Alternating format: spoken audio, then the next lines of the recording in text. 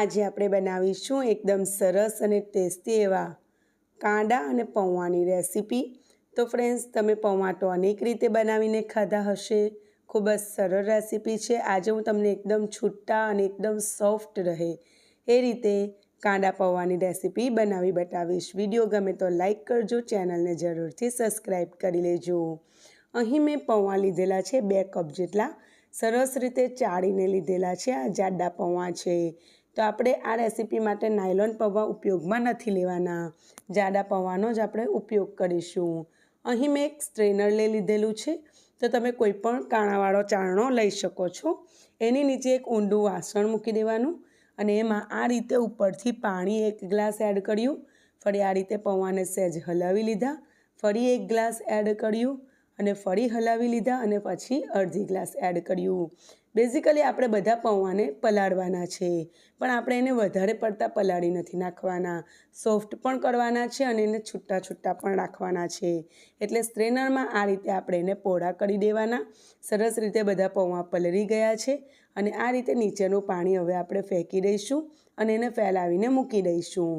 અહીં મેં 3 મીડિયમ સાઇઝની ડુંગળી લીધેલી છે, એને આ રીતે ચોપ કરીને લઈ લીધેલી છે। થોડાક મોટા ટુકડામાં જ ચોપ કરવાની, જેથી ડુંગળીનો ક્રંચ બહુ સરસ લાગતો હોય છે।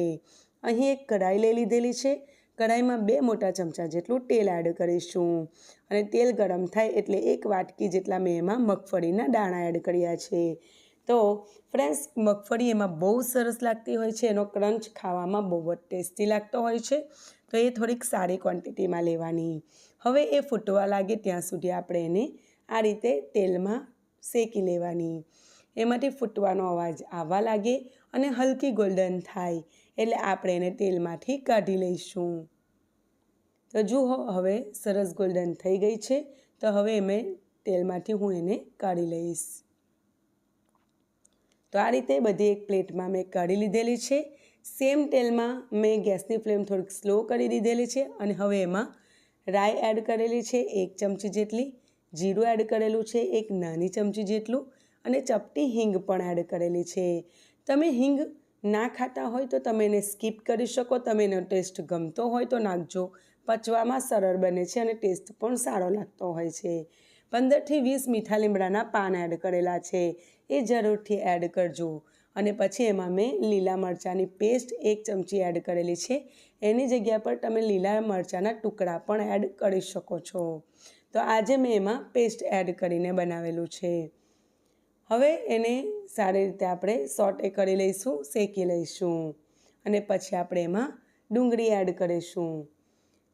તો ડુંગળીથી પૌવામાં બહુ સરસ મોઇશ્ચર આવે છે અને બહુ જ વધારે સારો એવો ક્રંચ પણ લાગતો હોય છે।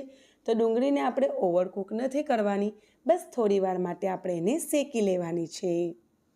તો ફ્રેન્ડ્સ, આ બ્રેકફાસ્ટ ફક્ત 5થી 7 મિનિટમાં બનીને તૈયાર થઈ જાય છે। સુપર હેલ્ધી પણ છે અને બહુ જ ટેસ્ટી પણ બને છે। તો તમે આ રીતના કઈ પ્રકારના પૌવા બનાવો છો મને કમેન્ટ સેક્શનમાં જરૂરથી જણાવજો। જુઓ, હવે એમાં આપણે મસાલામાં હળદર પાવડર એડ કરીશું અને આપણે એમાં લાલ મરચું પાવડરનો આજે બિલકુલ ઉપયોગ નથી કરવાના, લીલા મરચાંનો ઉપયોગ કરીને જ આજે આપણે પૌવા બનાવી રહેલા છે। તો હળદર પાવડર સારી ક્વોન્ટિટીમાં એડ કરવાનો, જેથી કલર સરસ આવે। જુઓ, અહીં પૌવા કેટલા સરસ ખીલેલા થયા છે, તમે જોઈ શકો છો। બિલકુલ ભેગા નથી થયા, બિલકુલ ચોંટ્યા નથી અને તમને કોઈક એવા ચોંટેલા લાગે તો હાથેથી એને અલગ કરી દેવાના। હવે સ્વાદ પ્રમાણે આપણે મીઠું એડ કરેલું છે અને ખાંડ પણ 1 ચમચી જેટલી એડ કરીશું। તો ખાંડ એડ કરવાથી બધો સ્વાદ બેલેન્સ થાય છે અને બહુ જ સરસ ટેસ્ટ આવતો હોય છે। તો ખાંડ પણ તમે જરૂરથી એડ કરજો। હવે એકદમ સારી રીતે મિક્સ કરી લેવાનું છે હલકા હાથે અને પછી થોડીક વાર સુધી આ રીતે શેકી લેવાનું છે અને ઉપર આપણે જે મગફળીના દાણાને ફ્રાય કરીને રાખેલા છે એ પણ આ ટાઈમે આપણે એડ કરી દેવાના છે। તો એ આપણે સૌથી લાસ્ટમાં આ રીતે ઉપરથી એડ કરવાના અને ઉપર લીલા ધાણા એડ કરીશું અને લીંબુનો રસ એડ કરીશું। તો લીંબુનો રસ જરૂરથી એડ કરજો। મેં 1 મોટી ટેબલ સ્પૂન જેટલો લીંબુનો રસ એડ કર્યો છે।